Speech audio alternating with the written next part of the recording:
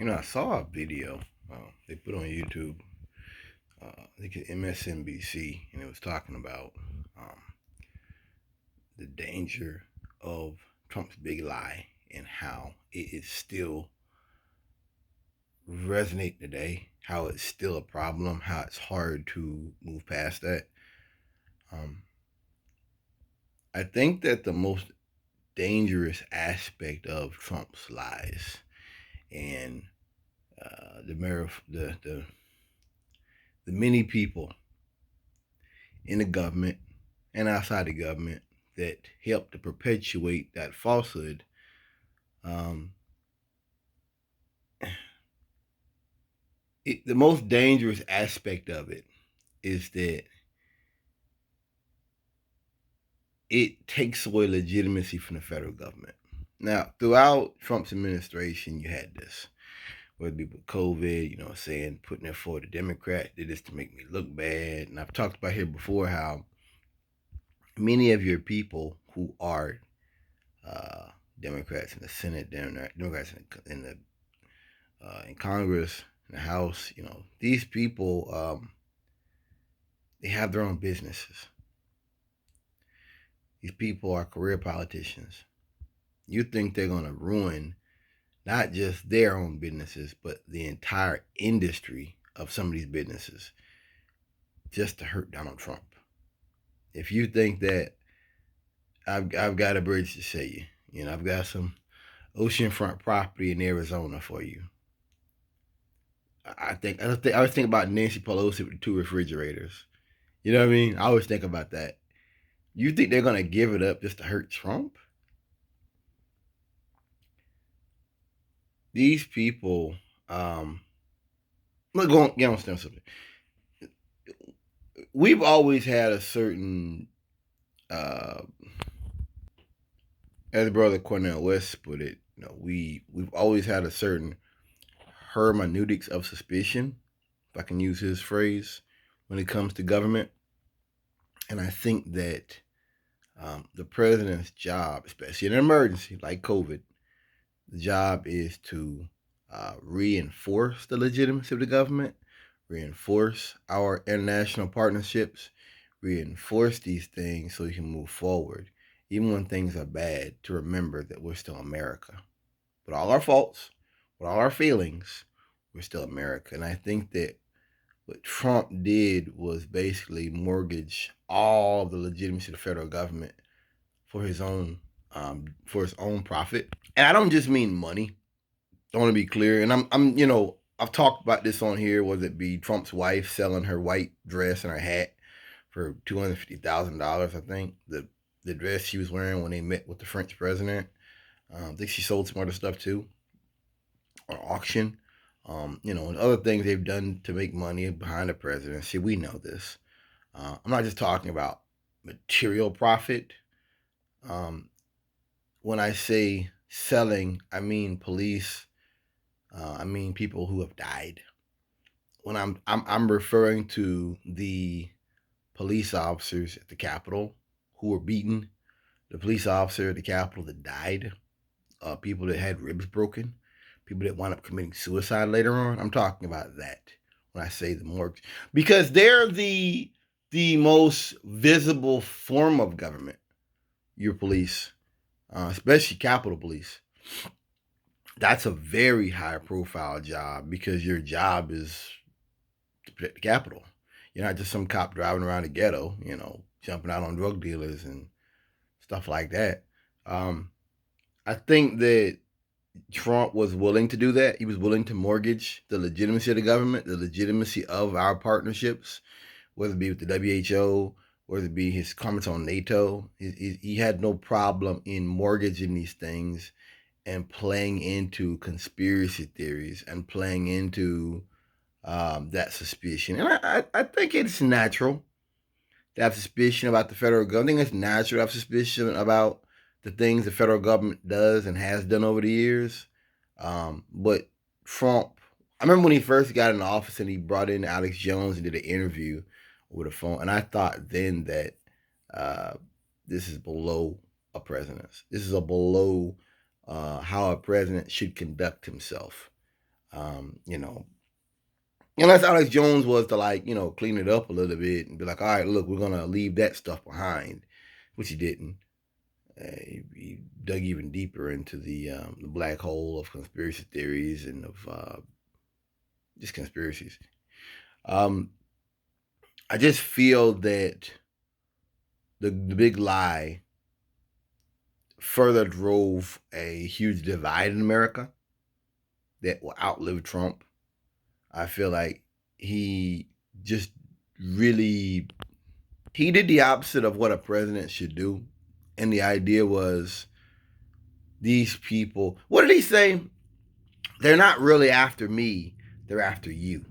When they were talking about like the investigations on him and him being impeached and all that stuff. I remember that.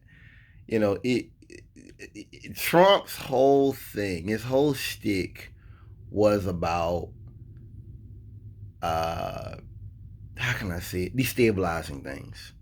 He stayed in office on destabilization and on not building a country up, but on a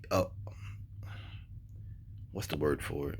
A culture of exclusion, a culture of these people aren't really citizens, these people aren't really Americans, they don't really deserve America, that we don't need. And I've talked about that with white people.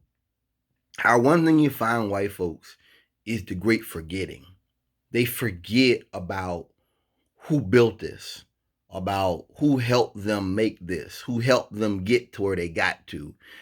No, I did this. With all my intelligence, I built everything. I didn't need the slaves. I didn't need the Irish working on the tunnels.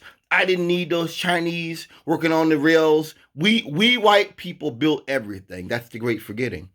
And that's what Trump was. I've talked about it. You've got to remember the Southern strategy when you look at Trump. You've got to understand what they did, how Republicans got to where they got to. That you can't use the N word after 65. You'll lose votes. But you can say buzzwords and code words to basically put across the same message in a different way. That's what Trump was. Talking about the illegals, talking about things like that. This is not designed to, my videos aren't designed to defend legal immigration or defend the Mexicans, but I'm no fool. I know what that was all about. That was about weaponizing them. When he talked about the caravans coming back in 16, that was about weaponized. That was about scaring white people that they're coming to take your country, that these rapists are coming to take your country. That's what that was about. That wasn't about a legitimate need or desire to protect communities. That was about fear, period. And that's what the Trump presidency to me will always be about. It was a series of cultural battles that took place over 4 years, whether it be with Colin Kaepernick, whether it be, as I said before, the caravans come in, whether it's talking about murderers and rapists, whether it be talking about COVID being the Hong Kong flu, making fun of mentally disabled people. I mean, Stephen Miller. I could do a video by itself on Stephen Miller. Look him up. Trump had a known white supremacist working in the White House. And no one said anything about that. This guy was sending messages, emails to a lady who was also white supremacist. And she ended up eventually realizing the error of her ways. She released the emails where he was talking about white people are going to be replaced and things like that. That was in his mind. I've talked about it before, how when you're in politics or position of power, you're not just doing bills. You're not just doing things. You are advancing the culture of a nation or a state, wherever you're representing. You are advancing the culture and you are putting forward what the culture is going to be the next decade or so. And Stephen Miller, his mindset was of we white people are in danger. So, so to me, and Trump knew it. And so to me, these people, they basically perpetuated the worst aspects of America, and they carried forward a series of culture war battles, as I just said. That's what the Trump presidency will always mean to me. That's what it will always mean to me. a series of culture war battles fought. And it's sad because Trump advanced himself off of division. And I kind of I didn't understand this years ago, that a president's job is to unite the country, but I understand that better now than I ever will. I've talked about the Russian stuff, where people talk about, the Russians were putting stuff out on social media, and even though I don't listen to Sputnik no more, even though I recognize the war in Donbass, the war in Ukraine is wrong, I still don't play into that narrative. Trump didn't make America racist, and the Russians didn't either. They didn't do it. And even you showing me evidence they did do stuff on some Facebook stuff, a lot of these rednecks aren't even active on Facebook. So what now? I'm not active on Facebook. I wasn't then. So what now? Did Russia come in people's bedrooms and put stuff in their ear to make them racist? No. Trump, the Russians, whoever else took advantage of what America always was and probably always will be. A bastion of hate, a bastion of white resentment, and what I see now, a law and order backlash, the book bannings all over the country, even going back to when they went after Kaepernick and they wanted to they were burning the Nike shoes. I knew then what that was. It didn't matter. A bunch of white men burning Nike shoes that they bought 3-4 years ago that were sitting in the back of the closet. Some of them shoes that were fucking yellow. I'm like, that doesn't mean anything to Nike or their sales. You doing that doesn't hurt them. I kept saying I want to see white men go out here because they were saying Ford was kind of agreeing with Kaepernick too. They were going to give him a deal. There was a thing put out about that. I want to see a white man go out here and buy a Ford truck, buy it full, just clean bill of sale, and go out somewhere and burn it. If you do, that'll impress me. But burning some 3-year-old, 4-year-old Nike shoes in the back of your closet you just found last night does not impress me, and does not harm Nike. That was grandstanding, and that was once again the culture war. I'll leave it at that. Thanks for listening.